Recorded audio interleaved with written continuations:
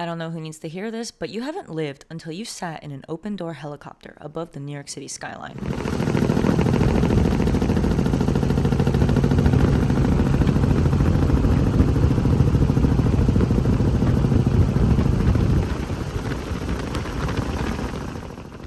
I totally recommend doing this bucket list item at least once in your life.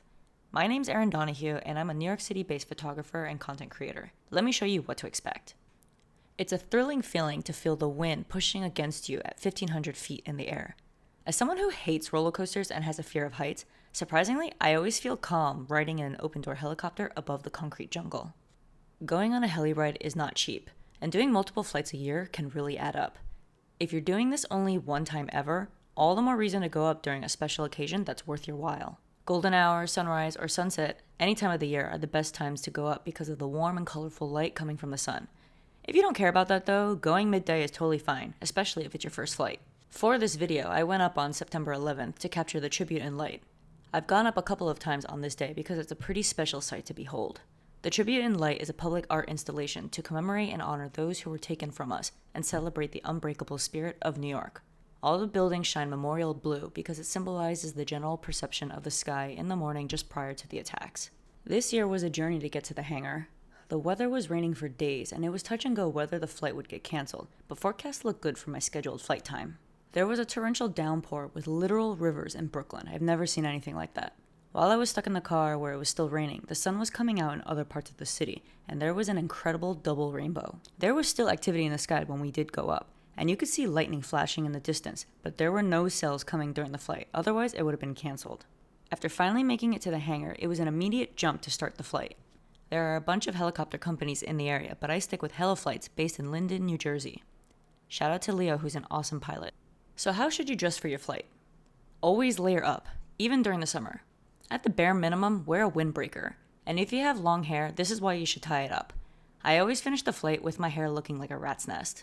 You have to have everything strapped on you, so use a harness for any cameras and phone. For open door excursions, the heli companies won't let you on if there's anything that can accidentally drop out. They should have something for you if you don't have any attachments, but I've gone up enough times that I ended up getting my own. If you're not sure what camera gear to use, start with a less is more approach.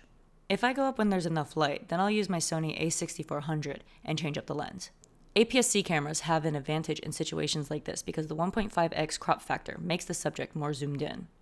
For night flights like this one though, having a bigger camera sensor for low light takes priority, so I'll use my full-frame Sony a7 III and 24-70mm f2.8 GM2 because I want to avoid bumping the ISO too high.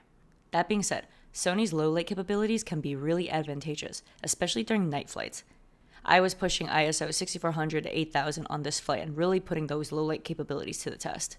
If you don't want to be like me and want to combat that, if you have a lens that opens wider than 2.8, use that. Doesn't matter if it's a prime lens or not, your pictures will be better off. On top of all that, shutter speed is the most important factor since the helicopter is moving quickly, and literally every second is a photo opportunity. The minimum should be 1/320. Even 1/250 is pushing it. I've done that before and my pictures came out blurry. Insta regret. For video, whether on your phone or camera, be on 4K and use a slower frame rate like 60 frames per second.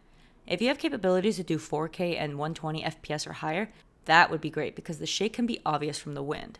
Ideally, you might want to use a gimbal, but I've found it difficult to do that in the past, so I ended up going handheld. That being said, using an action camera like Insta360's X3 might do the trick, especially because it has horizon lock. So there you have it. I hope you have a safe flight, and let me know if you found this video helpful by leaving a comment or liking and subscribing.